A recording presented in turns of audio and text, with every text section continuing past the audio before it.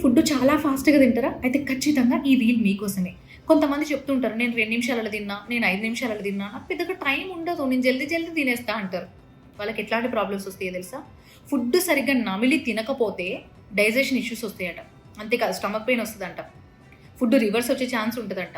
బర్ప్స్ వస్తాయంట. పుల్లటి తేల్పులు వస్తాయట. Gastric issue వస్తదట. పుల్లటి తేల్పులు రావడం వల్ల ఎండోస్కోపీ కూడా ఏసుకోవాల్సిన అవసరం రావచ్చట. అంతేకాదు ఇది ఇట్లనే కంటిన్యూ అయితే ఫ్యూచర్‌లో క్యాన్సర్ కూడా దారి తీయొచ్చంట. ఫుడ్ డైజెషన్ కాకపోవడం వల్ల డయాబెటిస్ అటాక్ అయ్యే ఛాన్సెస్ కూడా ఎక్కువున్నాయంట. చాలా మంది చెప్తుంటారు చాలా టైమ్ సేవ్ అవుతది మీకు క్విక్‌గా తింటే అని. కానీ ఎన్ని రకాల ప్రాబ్లమ్స్ వస్తాయో తెలుసా? ఫుడ్ సరిగ్గా డైజెస్ట్ అవ్వకపోతే మన బాడీకి మనం తిన్న దాంట్లో నుంచి పోషక విలువలనేది అందదంట. నెమ్మదిగా తింటే అంత ఫుడ్ మన బాడీకి పడతదట. ఎంత నెమ్మదిగా తింటే అంత మంచిగుంటదట. అంత ఆరోగ్యంగా ఉంటామంట.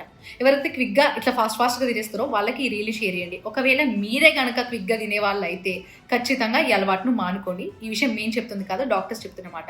వీలైనంత మందికి ఈ రీల్ షేర్ చేసి అవగాహన కల్పించండి.